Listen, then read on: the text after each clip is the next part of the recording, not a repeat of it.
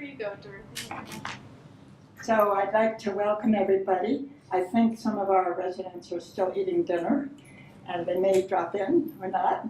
But we have here for you tonight the Superintendent of Schools for New Paltz School District, which actually encompasses Gardner and Esopus as well, and Tim Rogers, who is a school board member, and Steve Greenfield, who is also a school board member.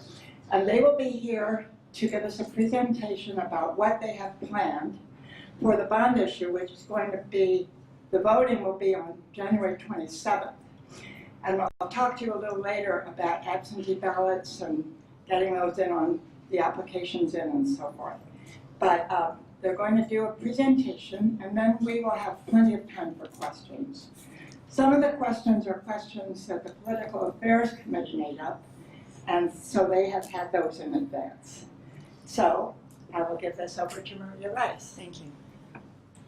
First, I'd like to thank each and every one of you for taking the time out of your evening to come tonight, and we're so happy to be able to present to you the answers to some of your questions and then to entertain any other questions that you might have. We're also very, very fortunate tonight because in the audience you have 4 former board members that span my entire time on the Board of Education and one who predates me. Excuse me. I've never been on this Board of Education. I'm at work with the Board of Education as Superintendent of Schools. So I'd like to introduce them because they may want to just chime in later on when you have some questions. There's Dan Torres over here, Laura Walls, Barbara Carroll, and KT Tobin. So come on in and have a seat. There's plenty of seats in the front of the church and we'll be fine. We received the questions, as Dorothy said, from you. So what we thought we would do is we would just briefly address each of those different questions. And if you have questions about the answers to those questions, feel free to just raise your hand and then we'll get you the mic and you can ask and interrupt us as we go. At the end of those planned questions, we'd like to open it up for anything else that you might want to know about the bond project or the district.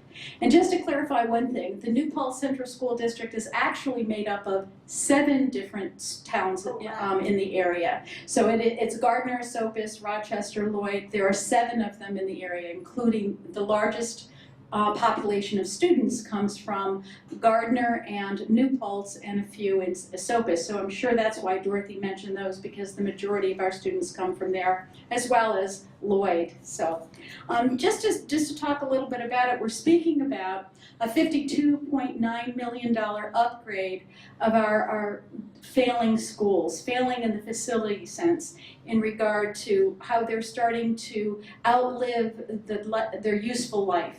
There are different infrastructure pieces that we've identified even as much as 10 years ago as needing upgrades. And in order to do any upgrades, we take the project to the voters to be approved.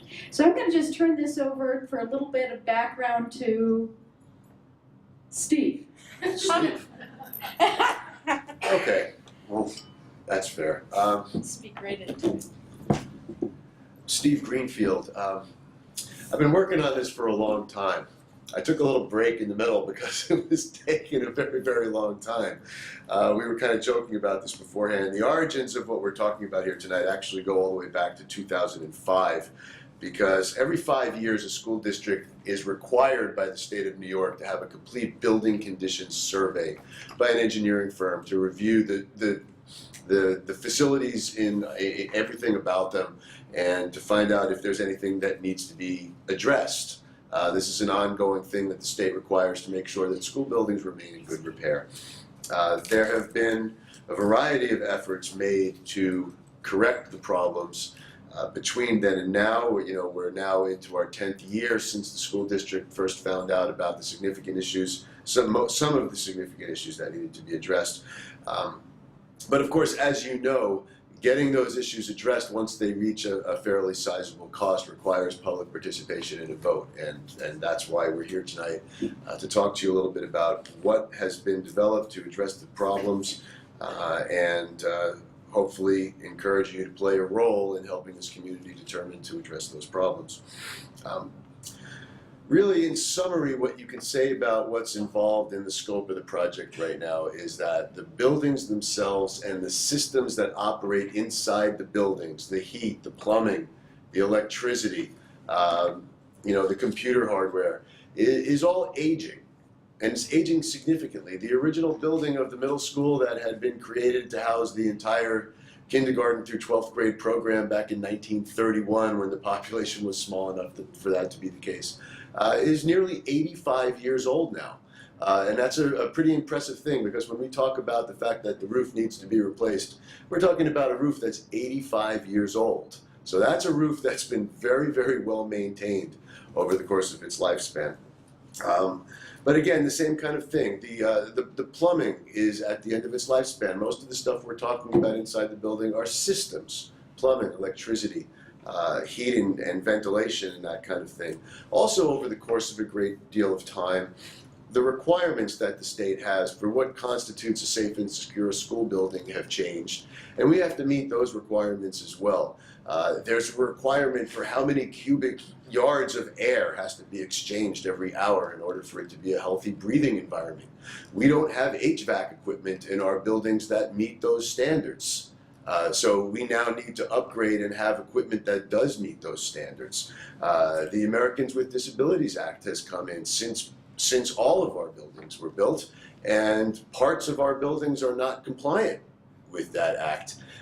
We have children that have difficulty getting to programming and education in our schools, because in some cases they actually have to be wheeled outside the building to come back in through a different door to get where they're going, which of course can't be done in the rain or the snow, and then that's just kind of how it goes.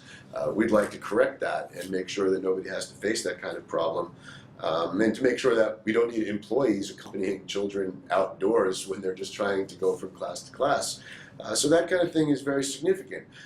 As you expect in aging buildings, we have things like failing masonry on the exterior of the buildings, rain gutters that come loose, things like the snow guards that hold the snow from sliding off the roof and landing on people's heads, that gradually corrode and flex over time and are no longer reliable to hold the snow and the ice in place on the roof. We have problems simply with space, or increasing population. We have rooms that are too small for their functions, and they need to be moved to larger rooms and other things found for those spaces. We have a leaking roof. In the middle school gym, we have a roof that actually has a sheet of plastic attached to the roof with a garden hose coming out the bottom of it, all day, every day, with the hose running off to the end of the gym, so that the regular water coming down from that roof doesn't land in the gym. So Stephen, I think I'm going to show them some pictures. Yeah, of okay. this. All right. Looks like we're going to go to the slideshow. The first picture that you see is the old exterior doors. Oh, I know. Give her the Oh, yeah. portable. I'm sorry. Would you like the lights down? That's what I'm thinking. The old exterior doors are rusting. Wait, I have to. Okay, just turn it up enough so that I can find that. No, actually, KT. If I have KT, I can do anything. Oh.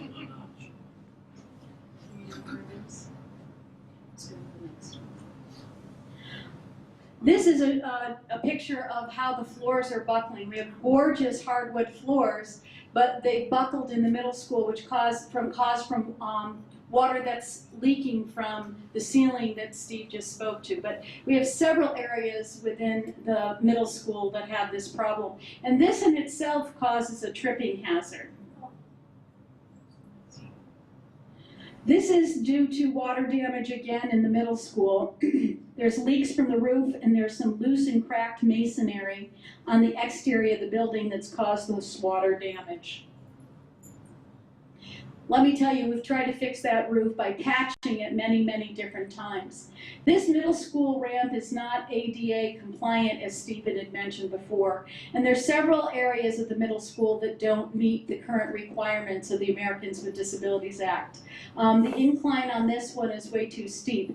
Also, if you look at all that space, that's lost learning space, so something needs to be done to be able to gain some of that physical space for instructional spaces and figure out what we could do in order to comply better for our students with disabilities and visitors. This one is the technology, just speaks to the technology infrastructure. Right now we're using all of the wired backbone, but what we need to do is get a network infrastructure that will allow us to update as technologies go forward, especially getting a wireless network that would hold the capacity of more and more students doing what they need to do, and then to eventually comply with a new unfunded mandate from the federal and state government and having students be tested online.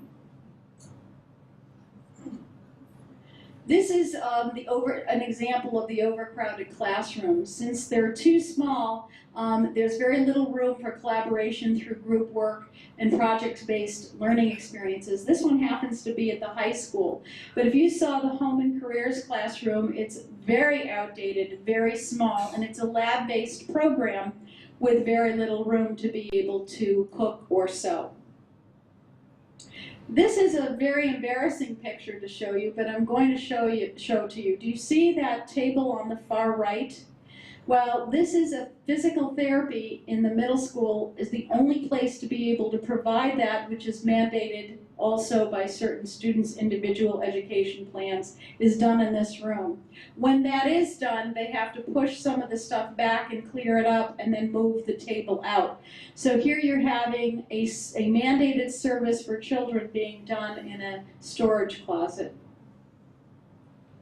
We have an outdated electrical panels. That's what this is showing you that exists throughout the district. This one is a 125 amp panel, and that's at the middle school from 1970, but you'll see these all throughout the district. One thing I thought was most interesting was the wire that's still on most of the wiring in our middle school. Not the wire, the cloth around the wire way back in the 30s and 40s, and it's still on some of our functioning wiring. These are the aged windows at the middle school. The seals are aged and broken, and this again is at the middle school, and they're deteriorated beyond repair. So we really need to replace all of those with more energy efficient, but period pieces of windows.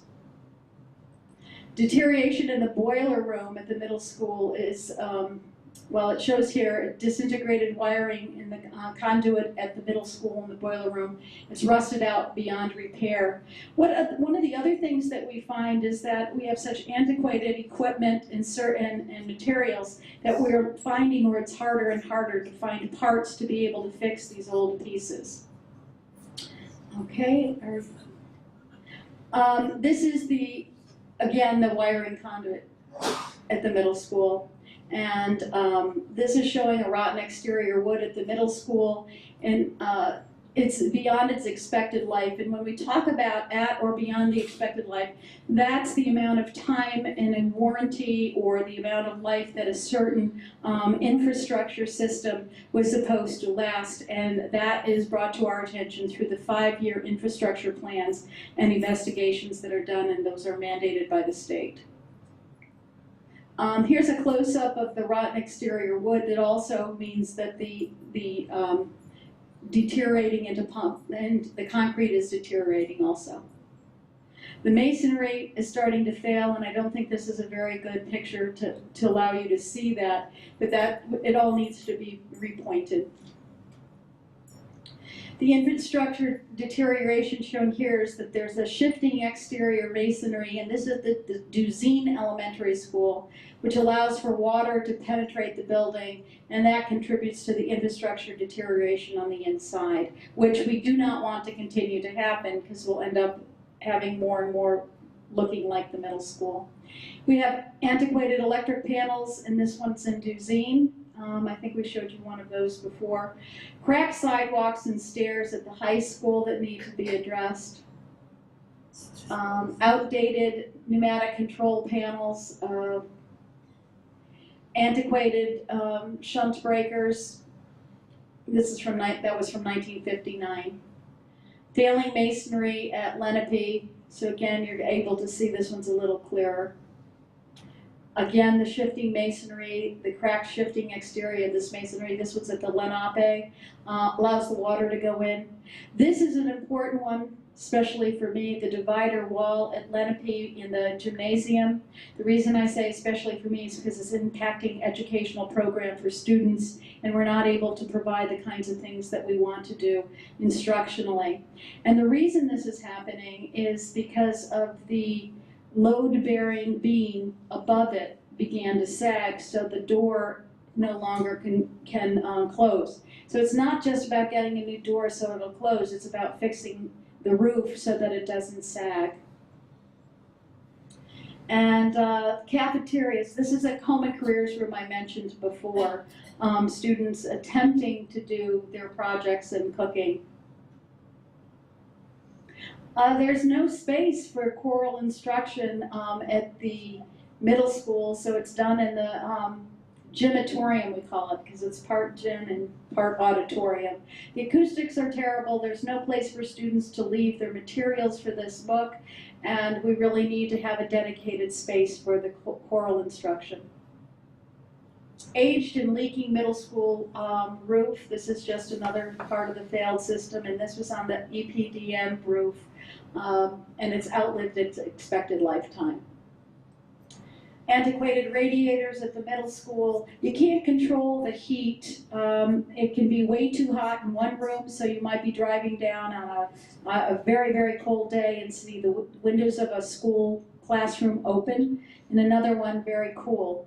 But that can get very warm, and you have to be very careful to keep students away from it. And you can see that that's not always easy. Leaky foam roof at the high school. And this is the antiquated kitchen equipment in the middle school. In case you don't realize, our middle school kitchen is the central kitchen for the entire district. All the food for all 4 schools are cooked there, and then they are sent to the other buildings to be consumed. And this is what Steve was telling you about just before we started showing these pictures. That's to catch the leak from the roof. And it goes through the tube down into the gymnasium so that it will stop ruining that beautiful gym floor. That really needs to be fixed. And just the aging pipes in the middle school, they're so old, they're deteriorating. And now we're back to the exterior doors. So we'll stop there. We just wanted to show you some of what Stephen was speaking to as he pulls this to a close and we move to the next question that you provided to us. I just want to close this out. If you look at the pictures, the middle school, for example, it's a structure that's in part 3 buildings that were built at 3 different time periods as the community was growing. The original structure from the early 1930s, an addition was added in the mid-1950s, and another addition was put on in the mid-1960s. Our lower elementary school, Duzine, was built in 61, 62, so these are, and the high school also from that same vintage. So we're talking about buildings that are all at least 50 years old, and with some of their original buildings as old as now coming up on 85 years old. I personally consider the fact that this scope of work is being addressed now actually to be a significant sign of the success of the maintenance of these buildings over their lifespans thus far. For you to be working on electrical wiring and piping that's been functioning at an acceptable level in a building for 85 years is a sign of pretty darn good work. But the fact of the matter is, physical things do have lifespans. They do entail wear and tear. They do expand and contract with temperature and start to develop fissures, as you can see, as time goes by. And as the people responsible for the children and the education that goes on in those buildings, it's really incumbent on us to make sure that the full scope of work can get addressed and can get addressed in a timely fashion before interest rates start going back up again. That's right. Thank you. Okay, we're going to move to the next question, and before I turn it over to Tim to respond to, I just want to put it into context. The question was, why do you think so many people voted against the previous proposal? Well, the previous proposal is the exact same project. We're putting the exact same project back up, and it failed by 150 votes. And so the question posed to us, how do we respond to that question? So Tim has decided to start with that question. Stan?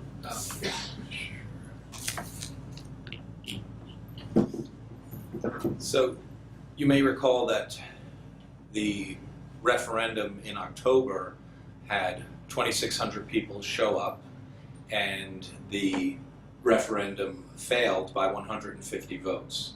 So the board was left in the position of what to do next. Should we look at our facilities needs from the point of, well, maybe we should put up a different referendum, which is less expensive than the $52.9 million. Or what we also did is we reached out to the community and we received hundreds of individuals who shared their feedback.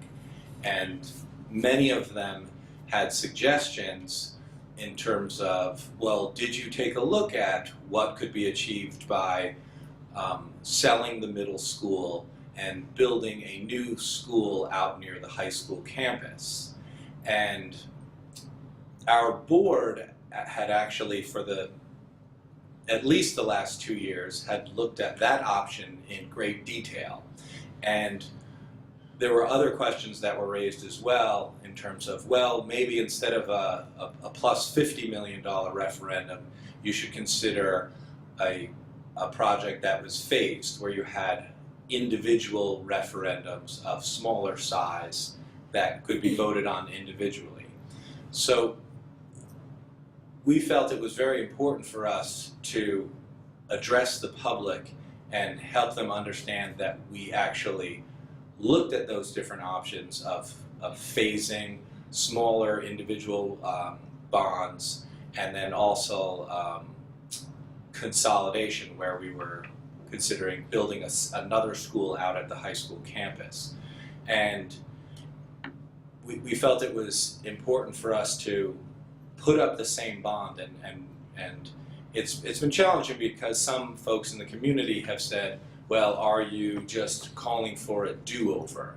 And we feel that it is not a do-over, but actually a revote where we're attempting now, and I feel like we've done a good job of this over the last 2 months, to try to better explain what was involved in the process. How did we arrive at a $52.9 million referendum that included work across 4 different campuses that focused on a long-term 20-year time frame?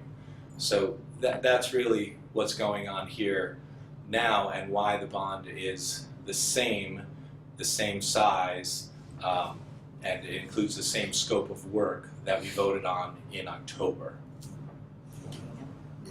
Anything you wanted to add? Yeah, just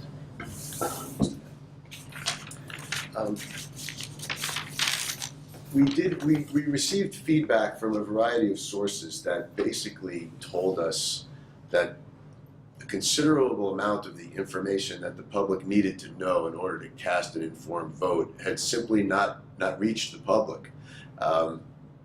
You know, how that happened, or how it was possible that people who were sending out information that misled people to believe things that weren't true, it happened. That's politics. That's the real world. It happened. Wrong information went out from certain sources without time for the school board to issue correction. An example might be people came to us and said, it would have been much cheaper to build a new school rather than renovating the schools that you had, and that's why I voted no. And so when I hear something like that, I say, but it's much cheaper to renovate and much more expensive to build new. So if that's why you voted no, now that you've been informed of this, maybe this time you're going to vote yes. We found this out in so many ways from so many different people that information that they would have wanted to have had simply not reached them. And so we decided to spend a few extra weeks making sure that information would reach them, especially given the closeness of that vote. Okay, thank you. I'm going to move to the second question. Believe it or not, this is the second question, and we have several more. But this one is a really good one because we never thought about this. So Dorothy, I appreciate it. The question is, why should residents at Woodland Ponds care about the outcome of this vote? There seems to be perception among some of the residents that most of whom don't have children or grandchildren in our schools and don't pay real estate taxes, that you should let those who have more immediate concerns decide the outcome. And I'm gonna let them say, I'm gonna try not to respond to this, but because I'm gonna let Steve and Tim, and then I will speak to it also. Because as far as I'm concerned, our children are your future and the future of this country. They are all your children, whether you own them as your own grandchildren or your children, they're still ours and they are our future. So I'm gonna let Steve take it from there.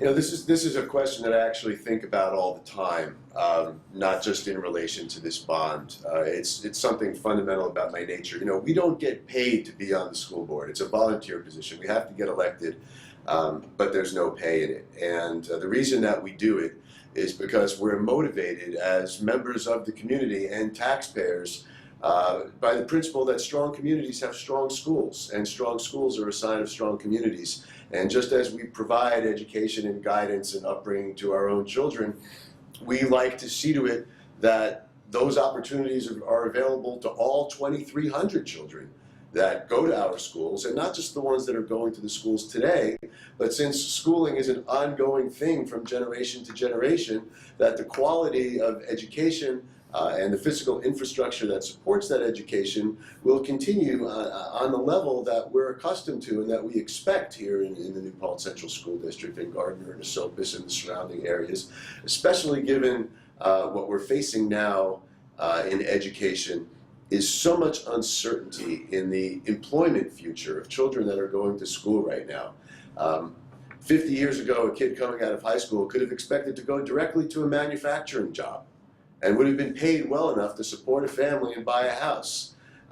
That's not happening anymore. And so it falls to the schools to make sure that everybody who's graduating from schools are just as career or higher education ready by today's standards, with today's technologies, with today's computers, with everything they need to know about, and the kind of facilities that we need to support learning about those things that people had when things were different 50 years ago, when these buildings were still, you know, on the new side and rock solid sound. So we all benefit when kids are provided with good schools. And people sometimes ask, if I'm retired and living on a fixed income, and I don't have children in school, and I don't have any of my own grandchildren in this particular school, what has this got to do with me? Well, you know what, it really does. It has a strong community has something to do with everybody who lives in the community. Schools that are nice places for kids to be, that they want to be in, that they want to learn in, where they're learning well, are communities that have low crime rates. That's a long demonstrated fact that you can see all over. Children that grow up to be employable are children who are not burdens on the tax system when they get out of school. Children that are educated enough to make strong contributions to our economy are the people that are keeping our businesses and the pension funds that are invested in those businesses afloat, so that people aren't losing their pensions when Enron goes bankrupt. You know, things like that. The entire civilization in which we live is extremely interconnected. All of us are participating in functions that help other parts of our society, whether we're aware of it or not. Education is the foundation of all of it. It's where we build a future for our children that makes sure that we have a future ourselves. In 20 years, I'll be retired, and the children in school today will be supporting the life that I need. And so we really all do have a stake in it, including all the people in this room. And I hope that people think about that. It really means a lot to me. To all of us, I believe. The next question, which it was said to be a follow-up to number 2, is how will the proposed bond affect local homeowners' taxes if passed? And Tim's going to respond to that. Sure, and the cost of the project will partially be funded by retiring debt. So currently, taxpayers are paying a portion of their tax bill is currently used to service existing debt that the school board or the school district is servicing. So the timing of this capital project dovetails well with this retiring debt. And the remainder of the cost of the project will result in increases for a homeowner. For instance, if the homeowner had a property assessed at $300,000, then their taxes would go up $60 per year. So that would be the difference when you include the retiring debt plus this additional tax responsibility or additional tax cost that we are asking the taxpayer to fund. Go right along. The next question. Oh, the next question, how will it affect Woodland Pond's pilot, if at all, if the project, I can do it. What they wanted to know is if it would be deferred to the future or future taxpayers. The question, I think, is a question about the pilot, and a pilot is payment in lieu of taxes, which is what happens here in Woodland Ponds. And before this facility was built, the Assistant Superintendent, Rick Linden, who couldn't be with us tonight, helped to negotiate that pilot. This capital project, the operating budget, nothing that happens in the schools where other taxpayers have to pay more changes your pilot. The pilot remains the way it was negotiated throughout the time that they're here. So the pilot never goes up, it never goes down, it remains the same. So this project, yes? It goes up. Well, it goes up Not because according of this to, project. not because of the That's what we're project, trying it to goes up because of what was negotiated. Right. I have the figures right here. Right. What we're paying now. Yes, but that has nothing to do with this project or the taxes. It has to do with what was originally negotiated. It goes up only according to the pilot itself. It is not affected by the operating costs or the operating budget or this project. I'm sorry, I misspoke. There are two things. The pilot and this project increases are two separate things. So, complaining about the real estate taxes. but I think it is important to note though, if the pilot is, for instance, a 20-year pilot and your payment in lieu of taxes is going up every year by a certain percentage, and by the end of the term of the pilot, it's coming closer to full taxes. So once it is beyond year 20, in year 21, you would be paying full taxes. This is a nonprofit. Or renegotiating, right. But I'm not gonna worry about that. right, the point is that the pilot that you're operating with now is a negotiated contract, okay? And so while it is correct that it is going up a little bit over time, that was something that was negotiated as part of the original contract. What we're trying to make sure that we're presenting clearly is that this chart of tax levy increase only is going to affect private homeowners. It's not going to affect your pilot. The contractual change in your pilot that you're seeing over time will remain exactly what's in that contract. This won't actually apply to Woodland Pond. I would just like to point out that this meeting, I should have mentioned this. I should have mentioned that this meeting is being videotaped and it's going to go on the Access channel. And we do want the community to know that we pay a pilot and that it's substantial. And even though we may not be paying an additional amount because of this particular bond issue, that we do have an interest in what goes on in the school that's economic. So I think that should be, and also, I know a lot of residents here are very altruistic, and sometimes they're altruistic on the part of other taxpayers, because they're saying, we don't have to pay this, so we shouldn't be making decisions for them. So I would like you to bear that in mind when you're talking to us about the pilot. Absolutely. This facility is paying taxes, and at the end of the 20-year period of that initial pilot agreement, there will be a different one that will reflect the changes in tax. It will reflect the changes in the tax rates. Yeah, so if there are people on television who are concerned that the people in this room are not going to be participating in the tax changes that are created by this project should be approved, That's actually not true. So they will be participating. They're currently participating with the pilot agreement they're currently paying. I'd like to go back to what Dorothy just said, because her concern is for the other taxpayers a lot of people whose taxes do increase. Each time we have an operating budget vote, we increase taxes, or we stay within what's the new tax cap legislation. So between the revenues and the budget, we know exactly where we can and what we can increase in order to move forward with our educational programs. What we try to fund with those programs we're seeing results. We think that though we're not out of whack with the tax levies from around us in regard to the assessment for our homes and the amount there, we do feel that we're producing some really well-educated children. We have some unique programs. We've been recognized nationally. We have an elementary foreign language program for students, which is unique to this area.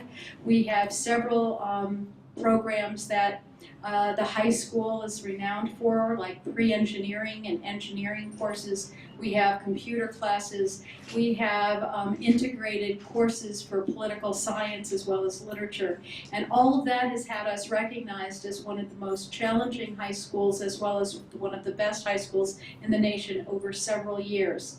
And that's what those taxes are paying for. Does that disassociate us from, I'm a taxpayer also, and the increasing unsustainability, it seems, of the taxes?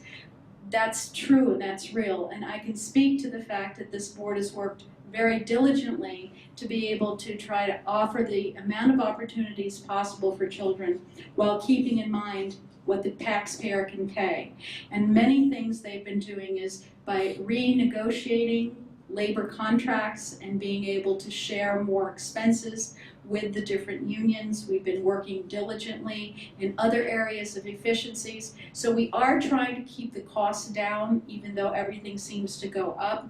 We've had to cut back on our staffing, and that was still so we have larger class sizes, which we'd love not to do.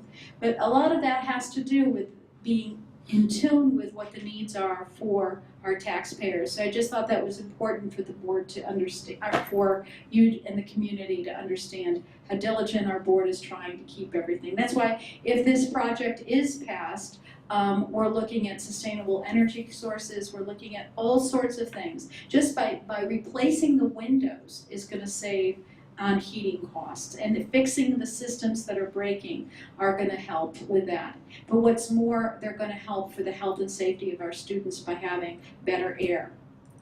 Going back, that was actually one of your questions, so I just want to make sure we don't lose any of the questions.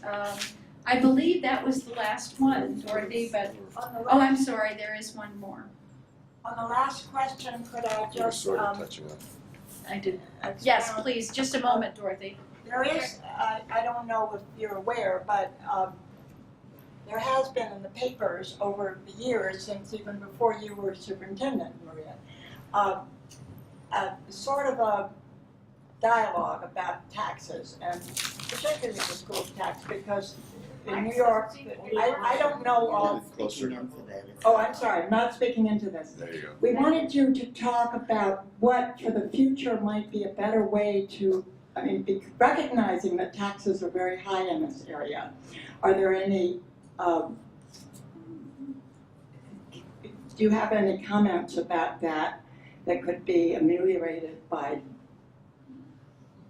I think Barbara Carroll's I think chomping at people over the bit. here that might Yeah, have let me comments. get that from you and have. Here, I got it. Okay, that's good. Stand right up. Okay, I'm a senior citizen. I turned 70 this summer. I have a house. You're a kid. Barbara, put it. You're a kid, yeah. But I own my own home and I pay taxes.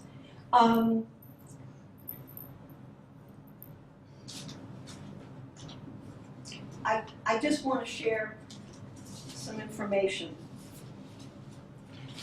There seems to be a misperception that somehow school taxes in New Paltz are exorbitantly high. These are all the school districts in Ulster County. Oh, okay. We are below the median in terms of our tax rate, okay? So this notion that New Paltz is exorbitantly expensive is fallacious. Per pupil cost, we are below the average or the median in Ulster County as well.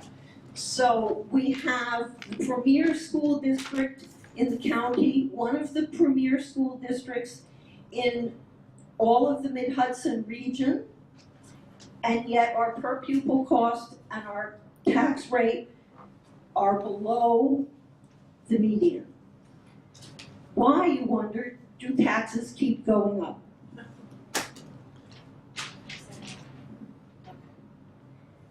I know it's hard to see this, but this illustrates what's happening to state aid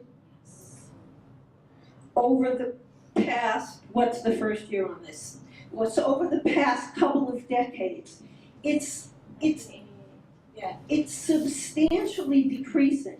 So the reason that our taxes are going up is the same reason that they're going up in Westchester County and the Buffalo suburbs and every place else.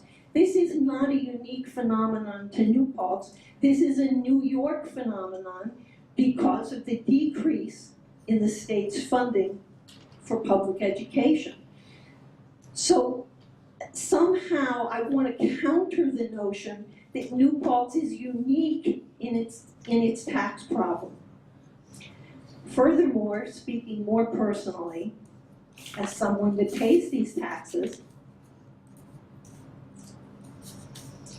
I am where I am in life due to public education and the public education that my late husband had.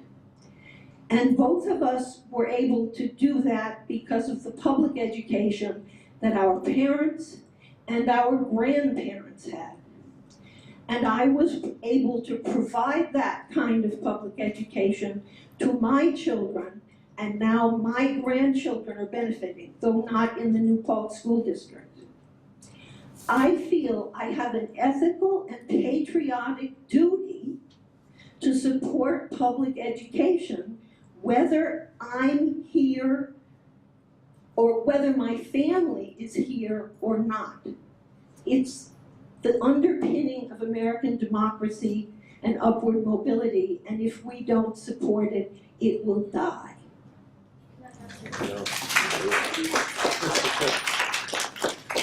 So what Barbara's talking about is in the late 80s, early 90s, for every dollar that our school district spent, 4 of those dollars came from the state, and now that's down to close to $2. Say that again with your. For every dollar that we spent in the late 80s, early 90s in our district, 40 cents of that came from the state, and now that's down to 20 cents. Actually, it's, Oh, you you got it. In 1989, for every dollar of school expenses, the state contributed 0.74 cents, 74 cents. By 2009, that figure declined to 47 cents and has continued to go down. But we haven't been sitting on our hands and just letting Albany do this to us. We're a really active school district in this realm. We're the first school district in the region that has a legislative action committee, and we go to Albany and we push Albany and we talk to our legislators about everything from too much testing to property tax reform. So we're very active on these issues. So while we know we need to go to the taxpayers and ask for the money to fund this bond, we also go to Albany and say, hey, listen, you have to stop what you're doing to us because you're pushing this burden on our property owners, and it's just not fair. And now Barbara wants to. An afterthought. As a senior, I get enhanced STAR.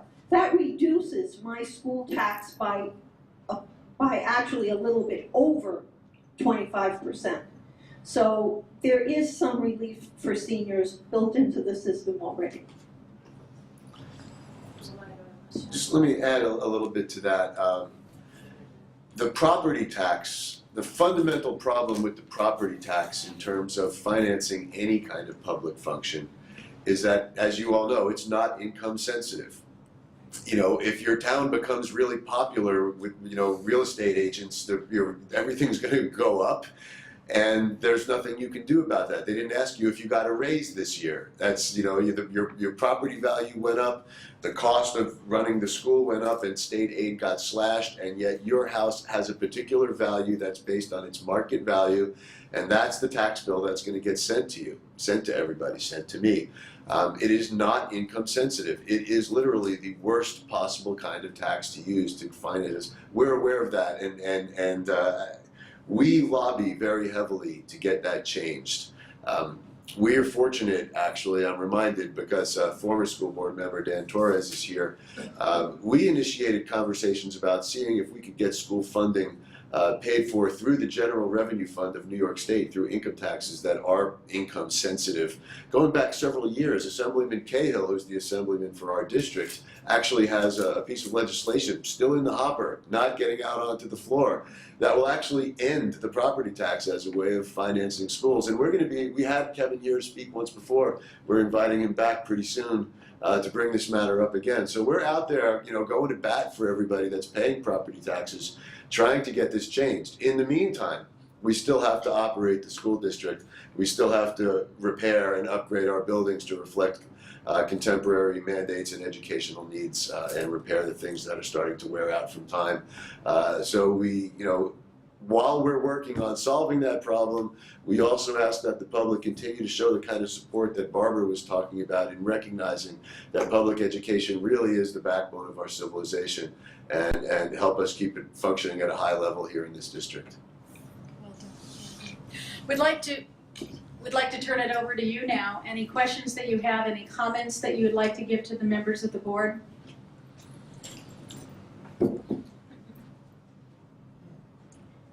You may not know me.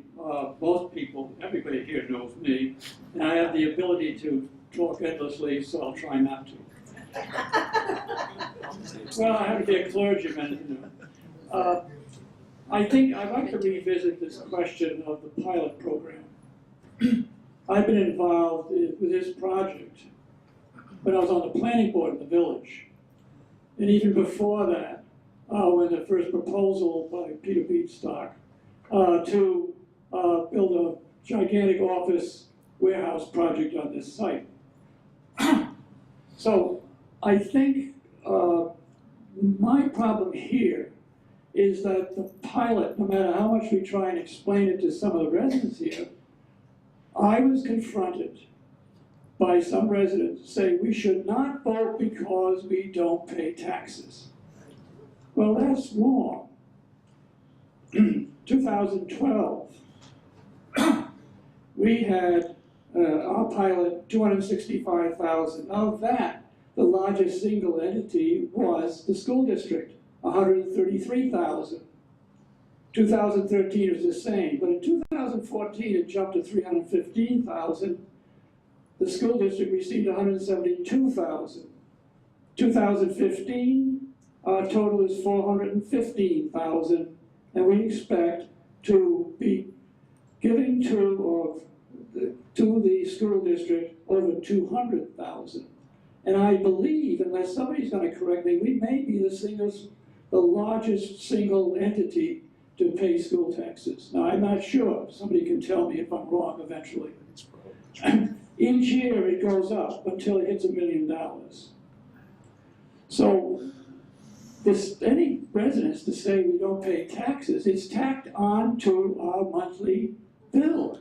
That's correct. And we're always fussing about that because it keeps going up. And one of the reasons is the pilot keeps going up. But I'm very happy to be here. I lived in New Paltz, North Manheim. I've been here since the doors opened. So I just want everybody that we have a responsibility. When people say, oh, we don't pay taxes, here it is. So I think that's a very important point that we have tonight. And I am very supportive because I had 3 children through our school system, 2 grandchildren. So I think it's important that all of us tell the rest of the residents here that we pay taxes, and we may be the city's single taxpayer, for want of a better word, in the district. Thank you. Thank you.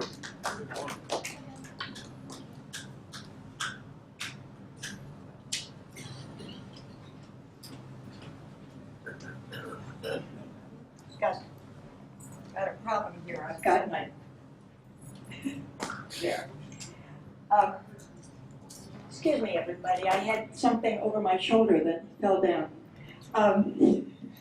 I can't be neutral about this subject because I feel so strongly about it, but having spent a considerable amount of time in our health center and having lived here at Woodland Pond for almost 5.5 years, I noticed that many of our workers right here are New Paltz students, New Paltz high school students.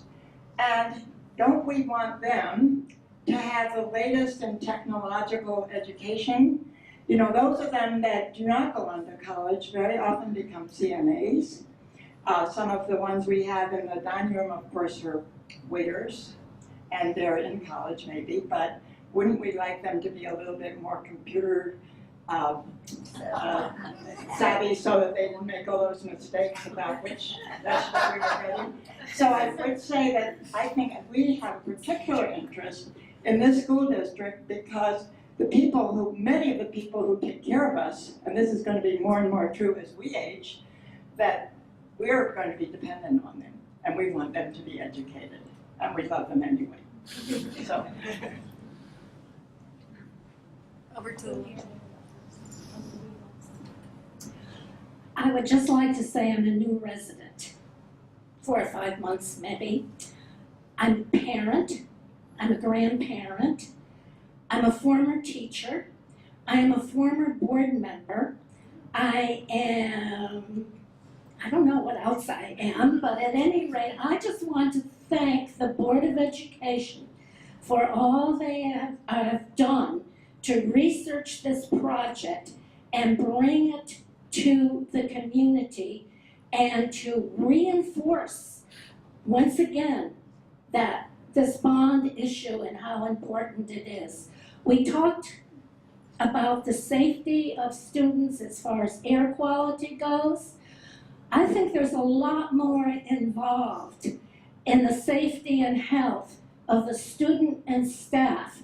As I looked at those slides, I found them appalling that children and staff are in that environment. I think we have to, as senior citizens, think about our future and the future of our children, our grandchildren. I'm new to New Paltz. My kids didn't go to school here. I didn't work here. I wasn't on the board here. But I think we really need, as senior citizens, to support this bond issue, to support this school board, to support the administration, and most of all, support the future generation.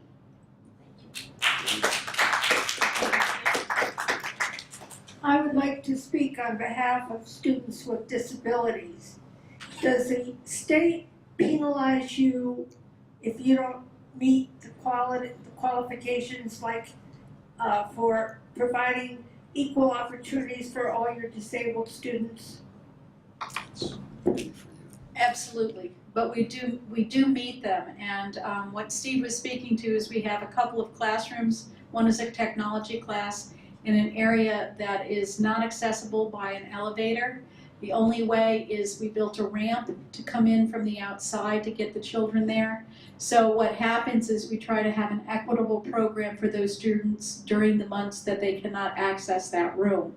Right now we don't have any children in that situation, but our own former board member Dan Torres went through that when he had I shouldn't even go into that, but he brought it up in in a public meeting at one time. But yes, we do have to make sure that we meet the needs of all students. As a grandparent of some students who had disabilities, in their school districts, they had such wonderful opportunities to have all access to all classes and also to meet standards and go on to higher education. And I would hate for that not to happen in New Paltz. Well, right now, we are still having access for all students. We're doing the best that we can. Sometimes we have to change classrooms in order to accommodate students to be able to access those. So that's the only thing. Right now, what we'd like to do is to make everything accessible. We've been grandfathered, for example, that ramp has been grandfathered, so we're in compliance with everything, but it doesn't make it right. And that small room for occupational therapies. That physical therapy, OT is in a different room. Right, and by the way, that storage area that you saw, that sports equipment storage area that's used for physical therapy, we have other kinds of storage issues throughout the district. When I go into the middle school cafeteria for events that are sometimes held in there, there's wrestling mats rolled up on the floor in the cafeteria. That's where they are when they're not, you can't walk around. The cafeteria space is restricted because of equipment from other parts of the program that are stored in the cafeteria where the kids are eating. And I could give you examples like that throughout. If you walk through the buildings, you see that kind of stuff. It's not healthy, it's not sustainable. It restricts activities in various areas that are directly connected to education. What happened? And like with correcting the situation with the ramps that are too steep and other access issues, those are also, that's kind of storage in usable space. Issues are also access issues, and that's why we need to expand certain areas with their floor space, create storage space that's dedicated to being storage space so that educational space can be dedicated to being educational space without people tripping over things that were stored there. You saw the choir that was doing their work in the gymatorium. They actually have all of their music that they work with stored in plastic portable bins that are on the stage and get brought to the, I mean, it's not a good situation. We're not providing our children with what they need to have going forward from here. This bond is intended to solve the essential components of all that. And I have to make one clarification. I want you to know that as superintendent, I am directly responsible for the health, safety, and welfare of every child in those schools. In the high school, we do air quality tests on a periodic basis throughout the building just to make sure that we don't have mold issues or any other kinds of air quality issues. Sometimes we'll have a teacher wear a monitor and go through their day to different classrooms. Sometimes we'll have evening and different classrooms, different times of the days, we're collecting that. I would not put a child in danger or in a very poor situation. So I am making sure that we're doing the best that we can with what we have. We are monitoring those things, we're constantly looking at those places that need to be fixed, and we're trying to do whatever we possibly can to do that. So though the situations are not ideal, we're making do, and we've been grandfathered into compliance in certain areas. We are still very, very conscious of what we need to do for children, and we are doing that on a daily basis. Yes, my name is Craig Haight. I just wanted to reinforce what our residents have said and conveyed to you at the Board of Education. We are very much a part of this community, and not only financially, as Bill has pointed out, but many of us, I don't know how many by actual count here at Woodland Pond, lived in New Paltz and moved here from New Paltz. We have lived in New Paltz for 40 years, and all of our children graduated from New Paltz High School, 3 of our grandchildren, and we have a great-grandchild who graduated maybe 15 years or so, or whatever.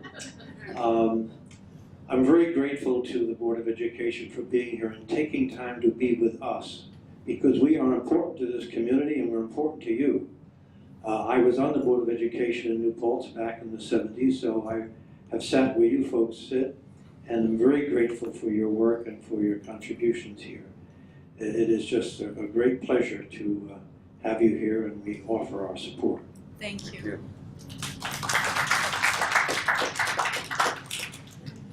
I wanted to add a little bit to our comments about being ADA compliant and working with what we have, or doing the best job we possibly can with what we have, because I think this is an example of how nuanced of a process this is to come up with this capital project. I don't think anyone here probably attended Duzine Elementary School. It's only a 50-year-old school.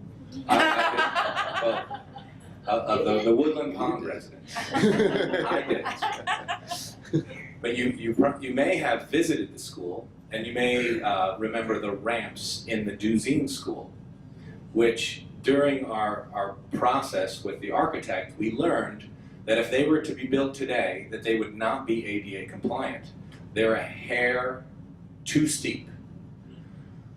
But we looked at this in a very nuanced way, and as a board, we made a decision not to just automatically spend money making them compliant.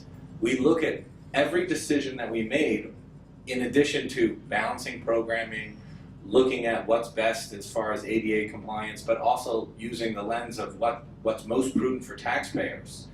And if a ramp was been fine for 50 years, we made the decision to stick with the existing ramps and not spend the extra few $100,000 that it would have cost to make them compliant. So, I mean, I'm bringing this up as an example of each individual line item is looked at, is thought about, is considered individually, and it's a very thorough process. Before we close, I want to say something about that.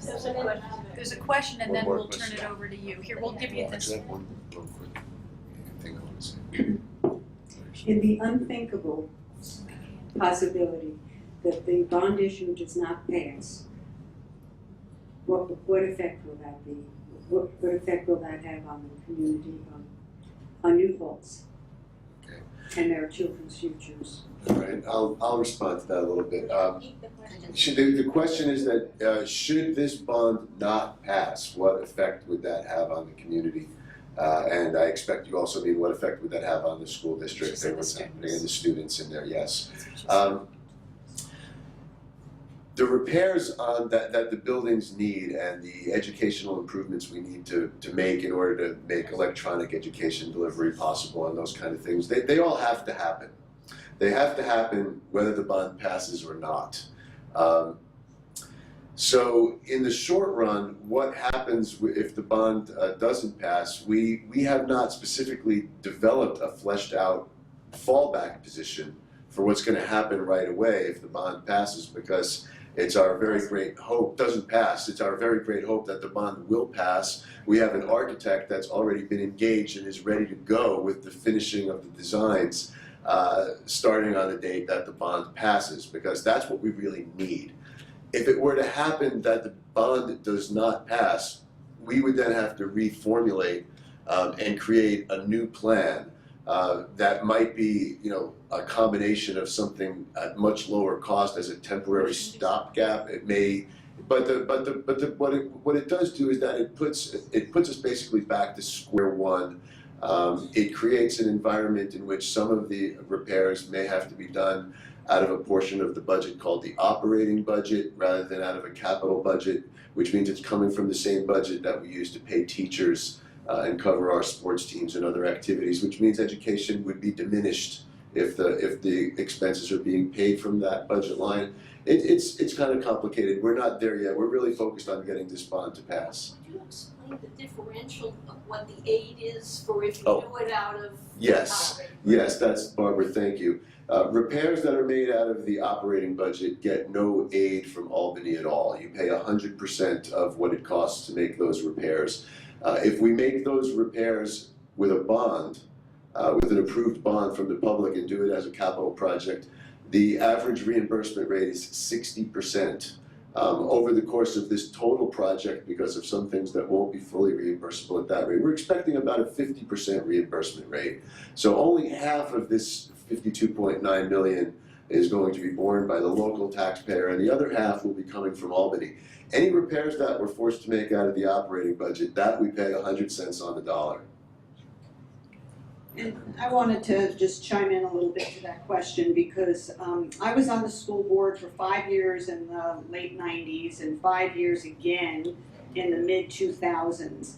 And we did a bond referendum in 1997. I think it was $11 million, and it was to stick our finger in the dike of the very worst of the worst that was happening in the buildings, mostly in the middle school. But you know, all of that was taken care of, and then there was, subsequent to that, another bond that added on rooms at the high school, and that was required because of enrollment.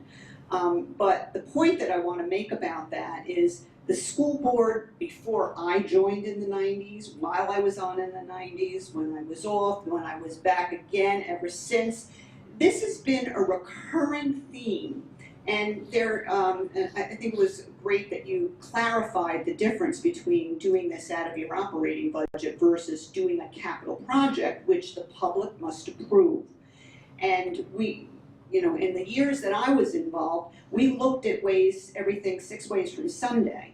And eventually you just have to say, based on all the input that you get from the public, all the input you get from engineers and architects and your financial advisors, you have to make your best estimate of what you think will help solve the problem for the next several decades. And so the thought that this wouldn't work is really frightening to me because it's been many, many years since, so it was 1997 when we did that last infusion of fixing those kinds of problems. And, it's health and safety, but most importantly, it's educational program. And so to Dorothy's question earlier about what might happen, about like what more can be done, I think getting the word out and, just amongst yourselves.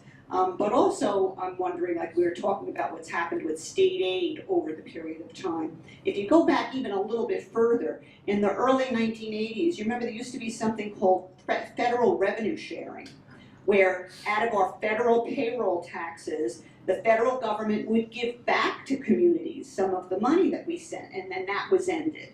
And then once that happened and the states started not giving us money that was due to us for various things, whether it was at a municipal or a school district level. So I don't know if that would be something that the Political Affairs Committee would just want to have some conversation about and maybe pursue in terms of creating some justice and turning the clock back the other way, that at the local level, school district and local level, it's a high level issue. It's not something that a lot of people are going to be able to really grasp, and it's not a sexy political issue. But it's an injustice that we've been sustaining for decades now, and maybe there's some way to turn that back around. We'd love to have community members from the Woodland Pond at our legislative action meetings, and I'll send Dorothy, or maybe we'll come here and meet sometimes. Yeah. I would like to ask Dan. I don't know how many of you know Dan, but he is not only a former school board member, but he's now an assistant to Governor Cahill. Yes, and maybe this. I don't want you to make a long speech. Just say a few words about what you're trying to do. Yeah. Hi everybody. I also serve on the town board as well here in New Paltz. Closer to my mouth. There we go. Just to talk about what we've discussed today, and a lot of points have been discussed pretty thoroughly. Well, I've been to a number of events here at Woodland Pond, and you often have a lot of elected officials talk about what they believe in certain issues. And there's always that adage, it's election season, you're going to say something, and then when it comes time to do stuff, you never know how that plays out. But the biggest way, I think, to make a political statement is how you spend money. What that elected official chooses to do with your tax dollars. When you talk about a budget or a bond, that is the greatest political statement I think there is, because it really shows where your values are as a community. So what this presentation is saying is, this is the school district, after years of having these problems, asking the community to put the largest investment in public education that we've ever done. And I think it's a necessary investment, and the school board certainly does as well. I am a younger individual in our community. I know this may come as a shock to you, but it wasn't even that terribly long ago when I was at the middle school. My wife and I were looking at homes, and it would be easier if we wanted to move down south, go somewhere else. But we wanted to stay here. I went to school here, so people invested in me, and I really want to also invest in the community as well. I think that's a key element of the social contract theory. So I think that this is a critical moment for us to be able to really invest in ourselves. I think too often in government, more nationally, we don't invest in ourselves. We invest in dozens of other things overseas and other things we won't go into. But I think that this is a critical moment for our community to say, you know what, we're going to bring that money, we're going to invest in ourselves, we're going to invest in our future. So I really do hope that if this is something you support, you go out and vote. And even if it's something that you don't support, you go out and vote, because voting is important. But you guys are very much a part of our community, and you make up a population that I hope that you also talk to other people who aren't sitting here today. It's great that you guys are here, but there's a lot of people in this complex that aren't here today. So I really hope that what you've taken from today, whether that be positive or negative, that you go out and you let your neighbors know too, and then you do make sure to vote, no matter how you choose to do that. Okay? Thank you. I'd like to say something about the absentee ballot. Sure. Question. Yes. Sure. Go. Okay. Looking out at you, I recognize almost all of you, and I think that we are speaking to the choir. But I also think that you people will probably, like me, better informed today than you were maybe last week. And so we can encourage our friends and neighbors to go and vote. I want to make very clear to you that there are two ways you can vote.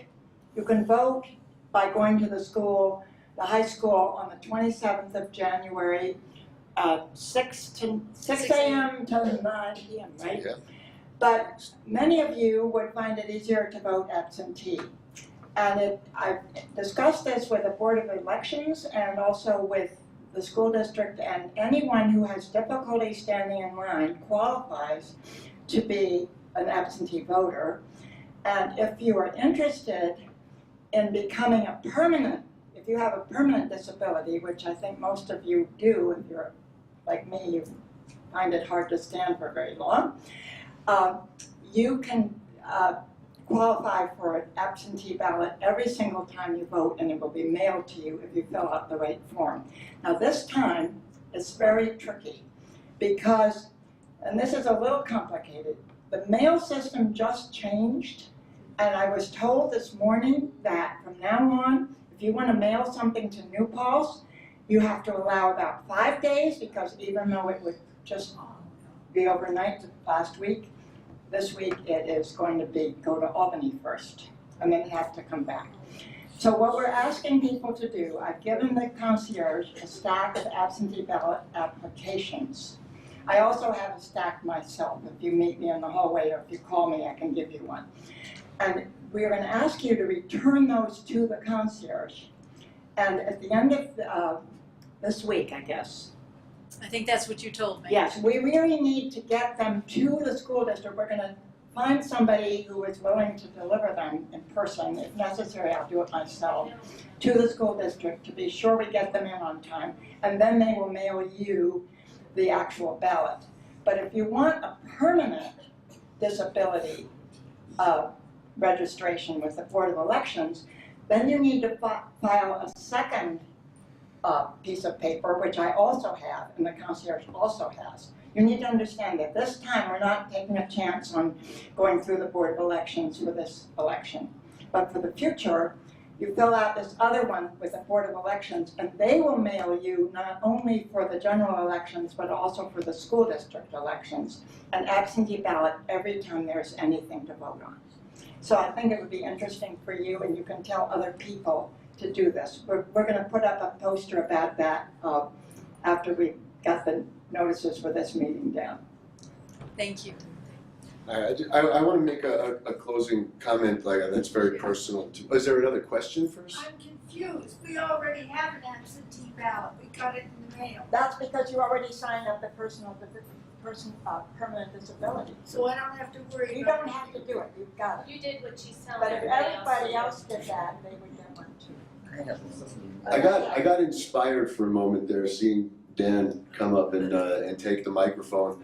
I first started talking to Dan when he was a junior in high school, because at that time he lived across the corner from my house, and I was standing out freezing cold with my kids at the bus stop, and Dan would come out and walk his dog. We used to talk, and shortly thereafter I found him sitting just to my right at the school board table, because he went directly from high school into community service, which he continues to this day.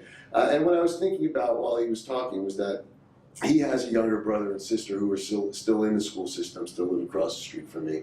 I have 3 kids in school currently, all 3 of my children. You know, Dan has grown up and moved out, and he's in a career, and he is now actually paying taxes to help his own parents pay a share of his own younger brother and sister to finish their schooling here in the New Paltz School District.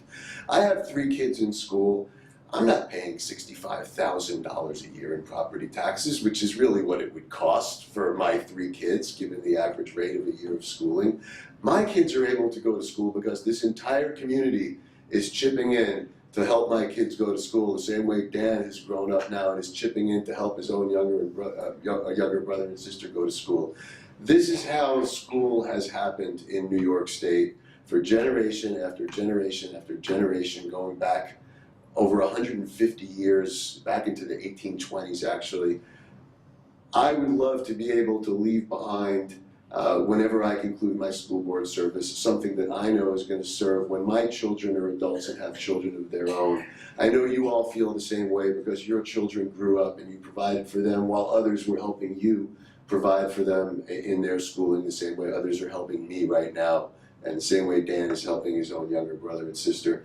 This is how American education happens. This is what makes New Paltz great. This is what makes America great. It was provided to us, and we need to continue to provide it to our children and our grandchildren for the future. And you know, there's been a lot of thanks from you to us for doing this work.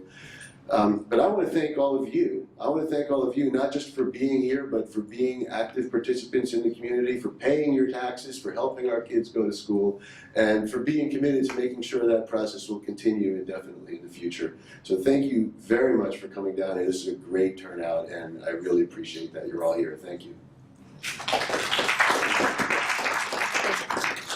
Just one more thank you. I want to thank Dorothy Jessup for setting this all up and making it. And I'd like to thank these 4 people over here, KT, Dan, Laura, and Barbara, for coming out on a terrible evening to spend it with you and with us, and to show their support for our children just once again. And thank you so much for your dedication. Thank you, Dorothy. Thank you, everyone. Thank you, Dorothy. And I promised, Phil, look it, you'll make the game.